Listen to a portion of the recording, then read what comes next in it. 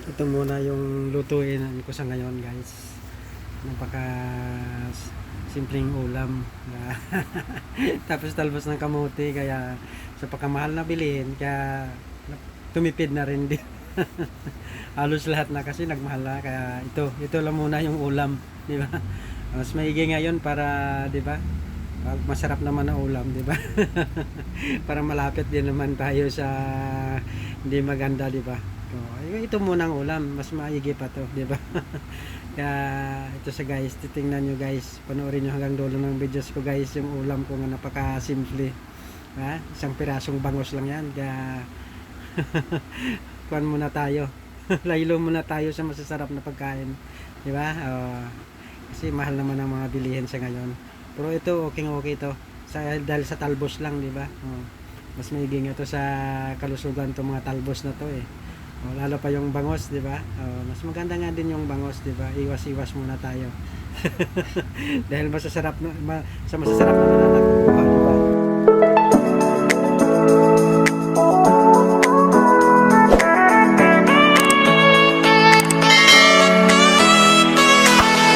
Happy Sunday guys.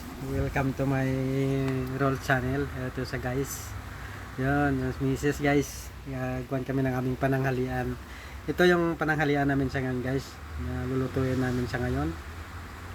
Dalawang slice lang na bangos. Tipid kami ngayon. Kamatis lang at saka sibuyas, luya lang yan. Plus talbos ng kamote. Dalawang pirasong bangos lang, tigisa lang kami. Kasi yung anak namin din naman sila masyadong kumakain ng yung mga ganyan na tinula na bangos. Gusto nila mga fried eh.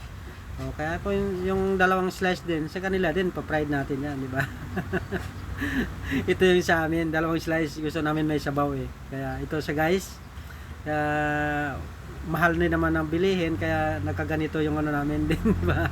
At saka kahit hindi naman mahal na bilihin, di ba? Di ba? Mag-init tayo ng tubig, dalawang basong tubig. Tig-isa din kami, di ba? Dalawa kami eh. Isang basong tubig. Pakuluan muna natin yan. Tapos saka natin lagay yung mga sahog na ingredients niya. Ito na sa guys, kumulo na. Ilagay na natin yan yung sibuyas, kamatis at saka luya, di ba? Pantanggal naman ng langsang luya. Napakamahal kasi ngayon guys, lahat ng mga bilihin talaga super naman. Kaya ito sa guys, kaya tipid. Sobrahan naman kami katipid din. Di ba? Bitsin muna. Lagyan natin kunting bitsin. At saka paminta, di ba? Lagyan natin ng paminta din na pino. Di ba? Lagyan natin 'yan para medyo masarap naman, di ba? Kahit napakasimpleng ulam, at least masarap naman pag medyo templado naman siya, di ba? Lagyan natin ng magic sarap niyan, guys. Kuwan tayo. Lagyan natin ng magic sarap diyan. Pero ito sa guys, dalawa nilagay natin yung bangos. Di ba? Nalagyan na natin ng magic syrup niyan, din na pinakita yung paglagay ng magic syrup. Ito sa guys, pakuluan natin 'yan. Ito yung kamote. Mabilis na lulutuin, di ba? Kaya pagkulo hulog, yun lang naman 'yan eh. Diba? Kaya yung bangos mabilis lang malutuin din, di ba? Pagkulo, kunting kulo lang 'yan eh. Ito na sa guys. Di ba? After mga 2 minutos, luto na 'yan. Lagyan natin yung atin na talbos ng kamote. Di ba? Sarap na sarap tayo na naman nito kahit ganito lang ulam natin. Ayos siya, di ba? Kaya kahit ganyan lang ulam guys, mas gusto ko pa nga ganyang ulam guys eh. Sa yung mga laging mga yung lechon, di ba? Pag mga masasarap talaga na ulam, doon mo pa nga nakukuha yung mga malulupit na mga sakit, di ba? Yan ang anak ko, pangiti-ngiti sa kaya tipid-tipid lang talaga. Tara, kasama kami ni Mrs. di ba? Ako yung nagbibidyo's. Kaya pagkakuan yung ulam namin ngayon. Ayos naman yan. Lalo, masarap din naman yung bangos, di ba? Ayaw ko lang din naman sa bangos kung minsan kasi may lasa siya, di ba? Yung kung saan galing. Pero galing Dagupan daw to, sabi ng binibilhan namin. Diba? Ito na sa guys, luto na, diba? Minadali na natin yan kasi bilis naman maluto eh. Ito na sa guys. Tig-isang slice kami, yung ulo sa akin. Paborito ko kasi yung ulo ng bangos, guys. Masarap talaga yung sa ulo. Lalo sa may tiyan niya banda, diba? Tsaka yung bituka niya, gustong-gusto ko rin. Basta't malinis lang na pagkagawa, diba? Ito sa guys. Ayos na, nakalatag na, di ba? Simple lang, dalawang plato lang sa lamesa, di ba? Tubig, yan lang. Pero bago ang lahat, guys, umpisahan muna natin, magdasal muna tayo.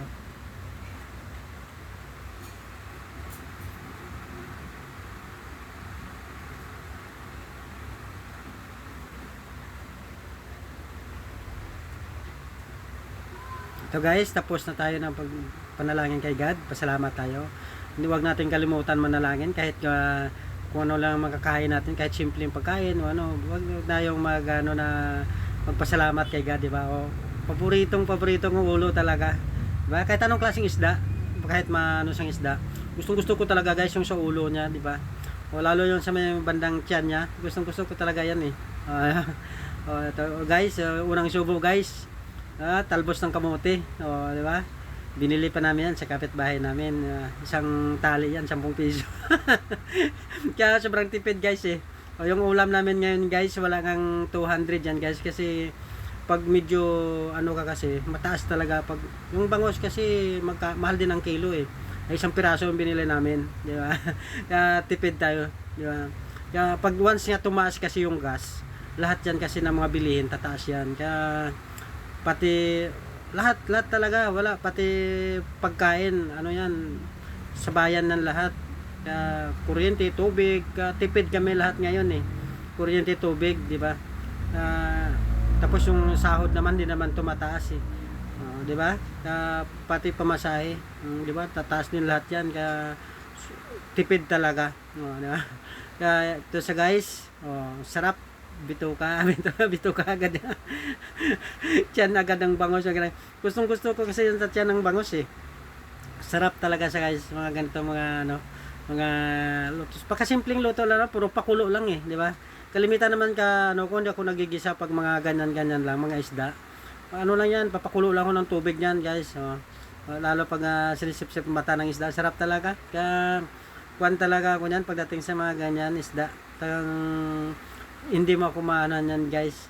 Pero yung ibang isda naman na hindi ko kinakain, yung salmon nga eh, nalangsahan din ako sa salmon eh, di ba? Yung mga ibang isda kasi pili naman ako sa ano eh, diba? Pag dating sa isda, kasi ibang isda kasi may malangsa naman yung isda kasi, di ba?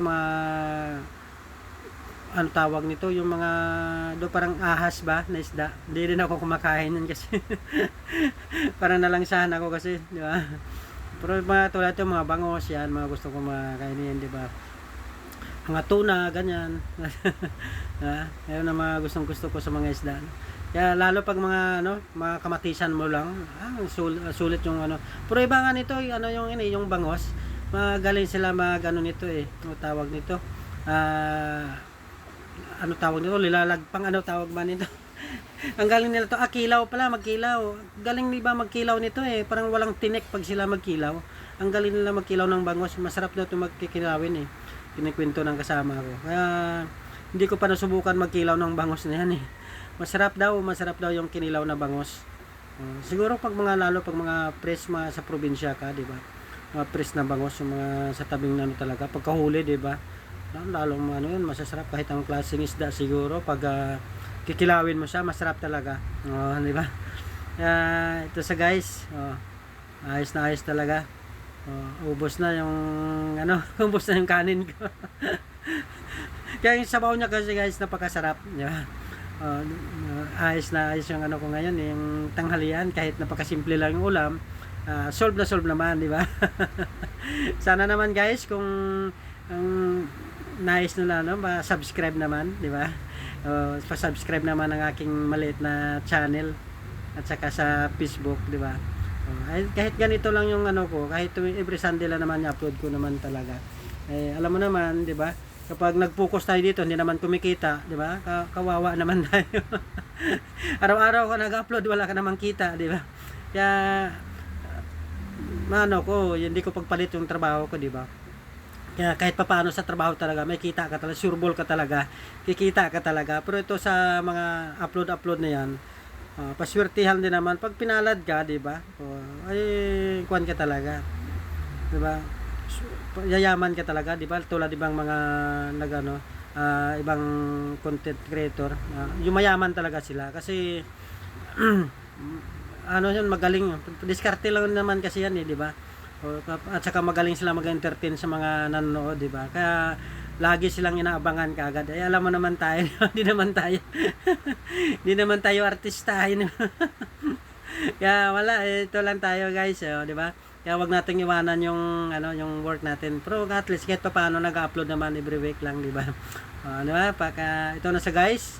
Di ba? Ubos na, di ba? Ang sarap na naman ako, at ganyan lang yung kinakain ko, di ba? Ayos. Diba? Pero bagong lahat, bago ako magpaalam sa inyo, inom muna ng tubig, di ba? Ayos.